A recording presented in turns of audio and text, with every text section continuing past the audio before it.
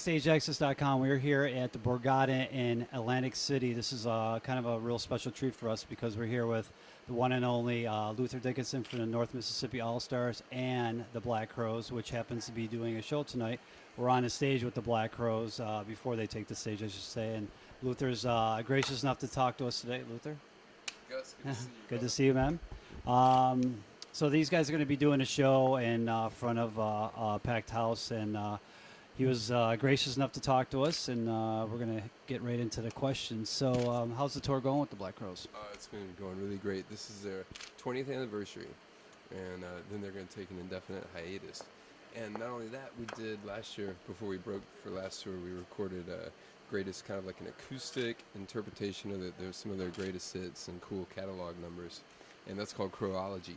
So this tour is like we're playing more hits more consistently than we have in the past, and the crowds have been amazing. The shows have been great.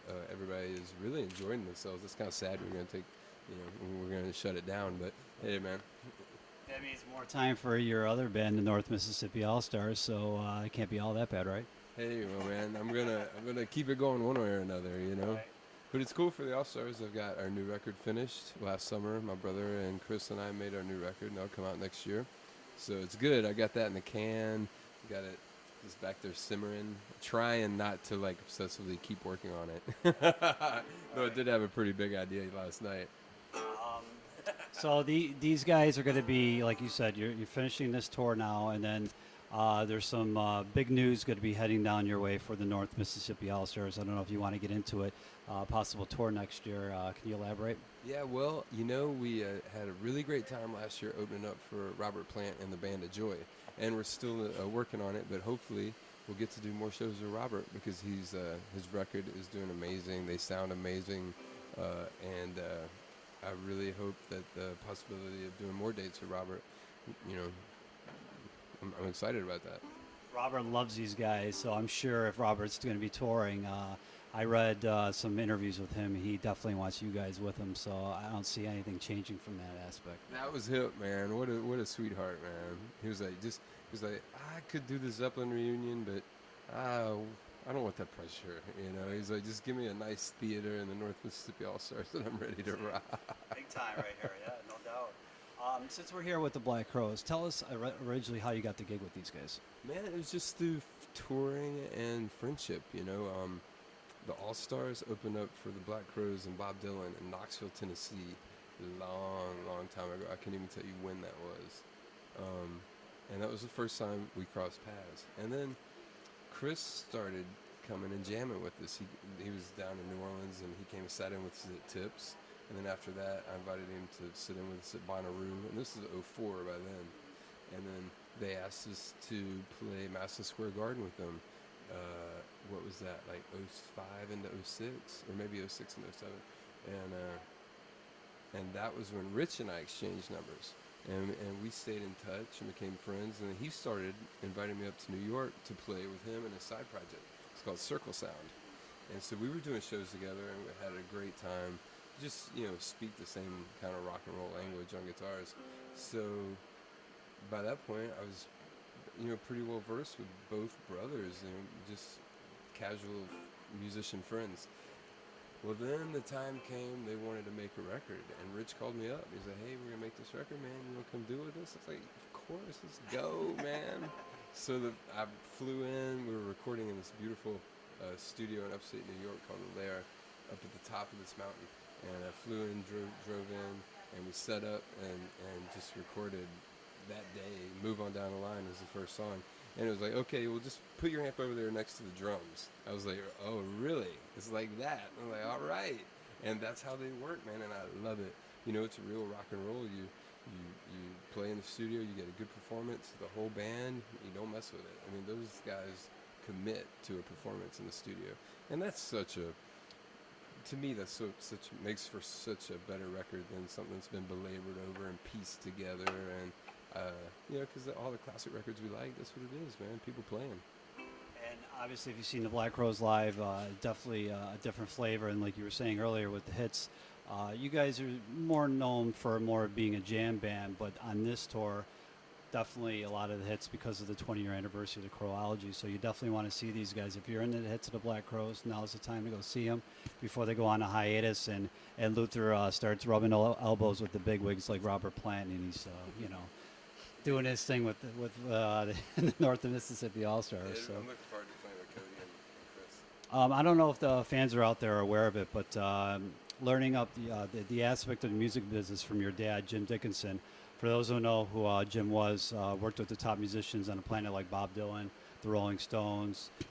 Growing up with such a luminary like your dad, was it something that you chose to go into music, or is it something that was more kind of like, I don't want to say forced upon you, but kind of like inbred it into you somewhat, you know? It was, as a kid, I wasn't really naturally talented. I wasn't a natural on the guitar, or Lord knows in singing. But my true gift, I think, was that I always knew that I wanted to be a guitar player. Ever since I was a little kid, as long as I remember. And it's definitely because I grew up around my dad and his friends, and we would go to concerts and festivals, and I'd go hang out in the studio, and I mean, it was just his friends. They were all musicians and artists and freaks and puppeteers, and it was subculture of Memphis in the early 70s, a bunch of freaks, but very creative, organic community that I'm a part of, that I'm a product of. So, like I was saying, I always knew I wanted to play guitar, but I wasn't natural at it. And my dad would be like, "Well, I'm not gonna BS you. I'm not gonna tell you you can play because you don't have anything going on. You got to keep working on this." And he's like, "And I can't teach you. But you have to learn for yourself. It's rock and roll. It's self-taught." And even his friends would tell me the same thing. I had great guitar teachers, but they were more.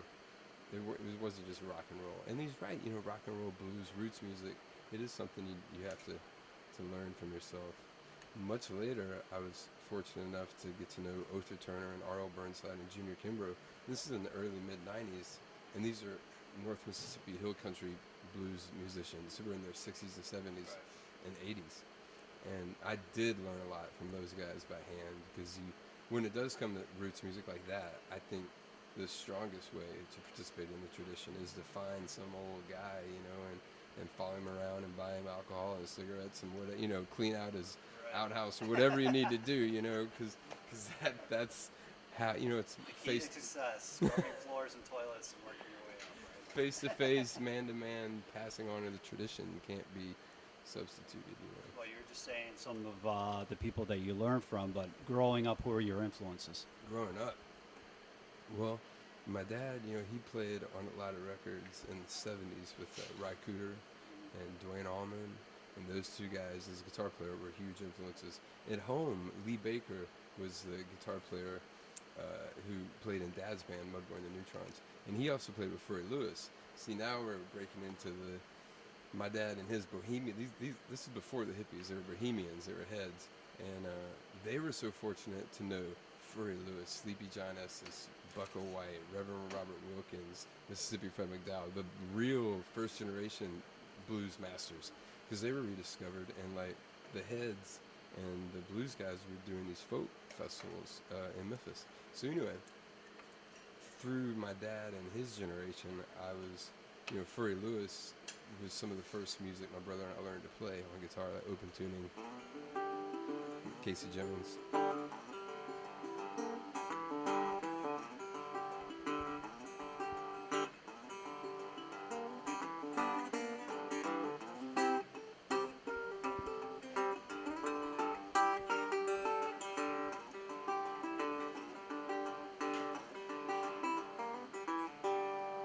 See, now that you got a treat here, not only is Luther, I don't know, you guys might not know this, a great slide player. He also is too. So.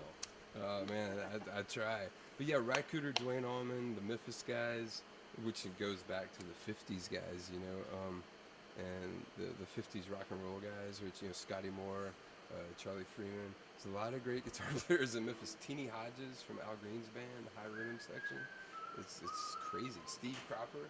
I mean, there's so much, and I took it upon myself at a certain age. I was like, if I want to do this and I'm in this situation, I felt it was my responsibility to learn as much of the traditional language as I could. And I studied, Steve Cropper, Teeny Hodges, high rhythm, the rockabilly, the blues, Howlin' Wolf, the Memphis blues stuff, the Sun Records, and then in the punk years, Memphis had a great punk scene, and that's kind of where we entered in as teenagers, playing it local. Because Lord knows I had no business singing in public, And we didn't really play punk music, but we just were just terrible and loud, and that it gave me a place where I could go, write songs and go scream in public, my brother and I. So anyway, and then as teenagers, I gotta say Jimi Hendrix and Duane Allman, we were doing a lot of experimentation with psychedelics and whatnot, and like the reissue of Live at the Fillmore from the Allman Brothers came out at that period of time, and Tom Dowd actually gave my dad a DAT of that after he finished mastering it, and that was really influential to my brother and I. And it's funny, you have to watch out what you wish for, because I remember being a kid and thinking, man, that's what I want. I want to be a psychedelic guitar guy. I like that. That's what I like to do. That's what it just touched me in a way.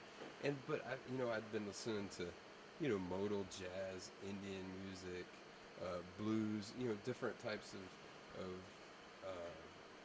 what's the word?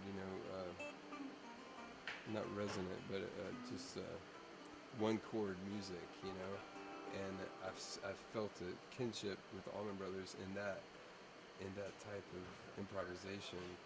I saw a thread between Junior Kimbrough and the Allman Brothers and Miles Davis, and it was weird. And through that, it's funny. Like I say, you have to be careful what you wish for, because I've had a wonderful time playing the guitar. Well, Do It Like We Used to Do was North Mississippi Allstars' last release back in 2009. West, yeah. West Memphis. Are the plans for a new CD with you guys? I know you just talked about it, but is this something that's definitely going to be done? Or, I should say, I know you said you're kind of like rethinking stuff and redoing it, but when can the fans expect a release from it? Oh, it'll be January or February. We'll put it out. It's done. Okay. It's the first version of it is done. My concept. My original concept was to be real picky with the songs and only accept songs that would translate in like a country blues setting, or like kind of a late 50s kind of rock and roll, like this type of instrument setting, like kind of electrified blues, early rock and roll setting, or like a late 60s modern day type of loud interpretation. So I wanted the songs to be of a type that they could be interpreted in any three of those ways. And my original concept was to record them in each three ways and then kind of mash them up together, which is a bit off way too much to chew. So, we made a real solid record. Some songs lent themselves in either of those directions, and I'm very happy with that. But what I've decided now is that I'm going to keep working on it and just do some remixes. I'm going to do an EP of straight acoustic interpretations of some of those songs, and then I'm going to go in and like aggressively do like some heavier rock interpretations of some of the songs, and try and do a real collage type remix of that, where it goes from acoustic guitar to real heavy drums. And so what I'm thinking is, I'm real proud of the songs, and I'm thinking I'll have like 2 or 3 versions of the record come out within early next year. Okay, so do we have a name for this album? Yes, it's called Keys to the Kingdom. Okay. It's definitely, my father was ill and passed away last summer, and we wrote and recorded the record really fast and honestly, and it's just raw, and but it's not overbearingly sad. It's triumphant. It's just about life, and at the same time my wife is pregnant and my baby girl was born in October. So it's a very honest record about life. Right. A lot of life changes obviously going through, especially last year for you, and then obviously the Black Crowes with the new CD, and then you're going to be going out on tour. It's just never ending, right? Man, the road goes on forever, man. We're on stage right now, and obviously you play Fuchs amps while you're on tour with the Black Crowes and your own band, North Mississippi Allstars.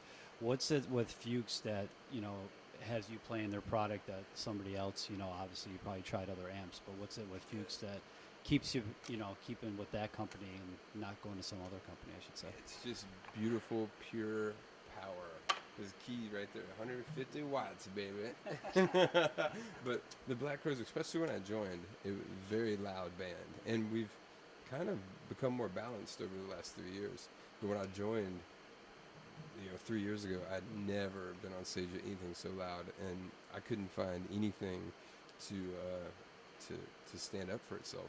And then I saw Jimmy Herring after he joined with Widespread Panic, and not only was he playing the Fuchs and had a beautiful tone, but he was using no pedals. And that is the other key, because I think the natural sound of the amp breaking up and distorting and creating sustain is so much more beautiful than pushing it real hard with a pedal, and it's classic. The Allman Brothers didn't use pedals. Derek Trucks, I've been friends with him for a while, and I've known it was out there in the studio. I rarely use them, but live. But if with the Fuchs, I have the headroom to keep, the amp is on 10 all day, every day. And if it went up to 11, it would be there. But just make sure you have good volume pots, and like Jimmy and Derek and Dwayne, just work the volume knob. And Hendrix too. Hendrix did the same thing. He was playing single coil Strat with the Fenders, so it helps have the fuzz to boost the Strat up because it's such a low output. But I've been playing a lot of P90s and humbuckers. I'm a Gibson guy, and so I usually play rhythm at like 2 or 3 or 4, and then just turn it up for the solo. And I have dirty channel and a clean channel, and then you just couldn't ask for more. And I turned Robert Randolph onto it, and it's funny because he's from New Jersey. It's like, but when he heard my tone, he was like, "Oh my God!" And then he plugged into it, and he was ecstatic, man. Because pedal steel has a very, much wider range, and amps, they just can't handle it. Fender amps or whatever, they just break up too quick. And I like, of course you want them to break up, but you want the headroom to be clean, I just love them. The tone is so pure and beautiful. I noticed when I first joined the group, you have your amp and you have your pedal and you boost it up for your solo. Because you have to rise above, you have to take the lead and rise above for the solo. But I would see people with fingers in their ears, or you hit a high note, and you're like, oh. But with the Fuchs, with 150 watts, but with no pedal, I never see that. And I know it's loud, and I try to be sympathetic to the people in front of me, but I think the tone is so pure that even at such a high volume, it's not painful. See, like I was telling you earlier, we happened to see these guys a couple of weeks ago, and not only was your tone coming through, like you were saying, clean, overall the band it just meshes so well with Rich's playing. And, going back and forth, these guys, take leads going back, and it just flows so smoothly. That was a big part of why I wanted to play with the Black Crowes. I just saw a possibility for chemistry, for a musical conversation with Rich. I'd never played with a second guitar player. I played with keyboard players, but usually in a trio or a quartet. But, I just love his playing. I love his songwriting, and I wanted to, years ago when I was a kid, I read an interview with Keith Richards, and they were talking about second guitar players, Mick Taylor, Ronnie Woods, whoever, and they're like, what are you looking for? And he's like, well, it's hard to find is some sympathetic. You have to be sympathetic, and that stuck with me, and it's been so valuable to me over these years because it's so true, especially the vocalists. You gotta, especially if you're playing lead guitar, you gotta support the vocalist, and stay out of their way and let them be comfortable and feel free. And I've, played with John Hyatt, Mavis Staples, and Chris Robinson, and they love it, and it helps the conversation be balanced, because like Chris, he wants the melody to complement what he's doing. He wants to hear a counter melody, but not right on top of him, And when we got the John Hyatt gig, my dad was like, listen, because my dad, they were friends. My father produced the record. He was like, listen, John's singing, shut up. It was that simple, and that that really opened it up for me. But yeah, playing with Rich, I'll tell you what, this amp here, the second amp, this is Rich. Here I have a volume pedal in which I control Rich's level coming through this amp. Right. This is all I need, and this is Rich. So like when we do more intricate work, I'll turn Rich up. Because even though I can hear him all night, but if you're just improvising like on the spot dual leads or harmonies, you need to be pretty intimate. And that sounds beautiful too. Sometimes if it's a song where I'm not playing much and he's carrying the band, I'll just turn him up just so there's something going on the side of the stage. So I don't know, man. It's really a lot of fun. Definitely have to check these guys out live. I think it's a couple more weeks worth of shows, and that's it. Yeah, no, until December 20th. Okay. Yeah, yeah. We'll end up on the West Coast. Okay. Getting away from music and talking about one of your side projects, Guitar Express. Tell us about that. That is the hardest thing I've ever done. I mean, I learned 160 songs to join this group, but Guitar Express is way more difficult. I was hired to do guitar lessons for on-demand cable TV, and it was, I was just sitting in a studio with a huge crew of like 3 cameras around me, and I had to teach songs, classic rock songs, to the imaginary students. And it was a lot of like, okay, put your 3rd finger on the 5th fret on, I can't even do it now. You put your 1st finger on the 2nd fret of the 5th string, or what, it's like, but I got pretty, and I was doing 3 or 4 a day. And it was really hard, but I really enjoyed it, and I'd like to do more of that someday. Maybe just even on YouTube, but I haven't gotten around to it yet. Or maybe even doing your own instructional DVD, possibly. I would love to, but and I meet random people, on tour who are like, man, I love that. Even Conan O'Brien is the weirdest. Every time I see him, he's like, dude, I spend way too much time with your guitar lessons.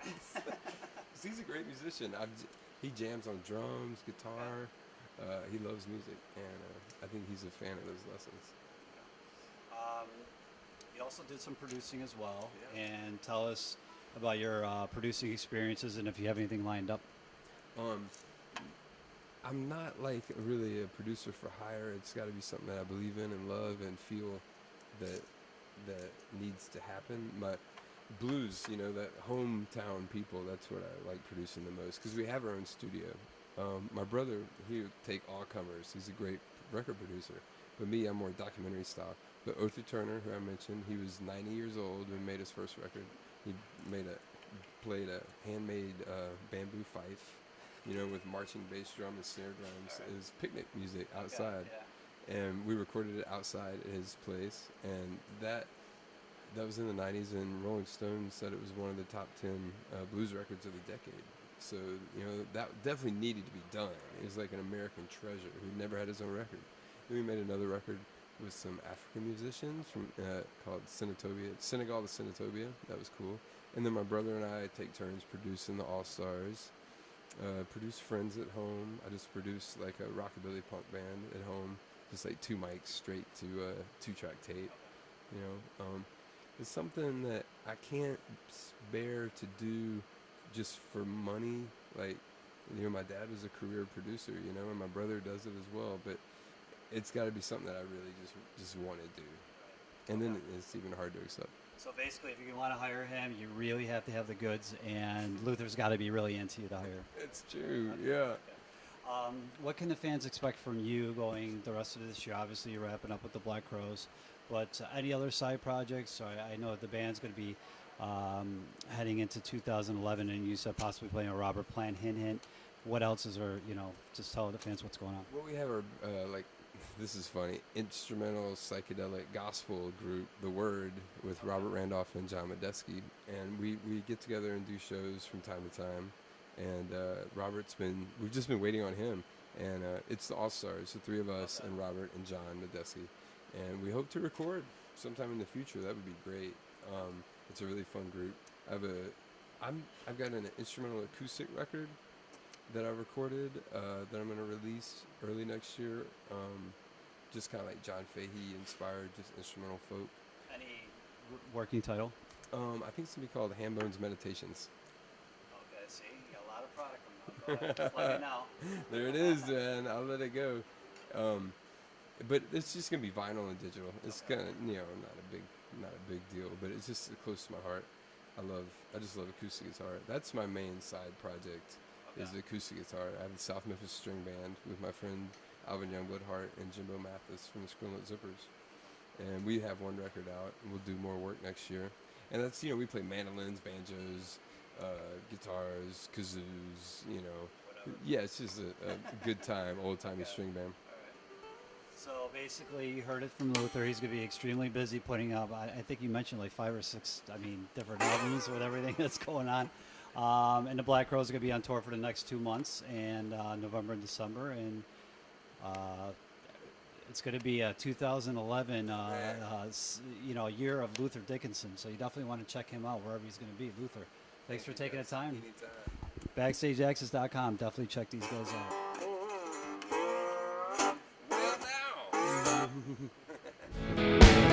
Make it long and easy, right behind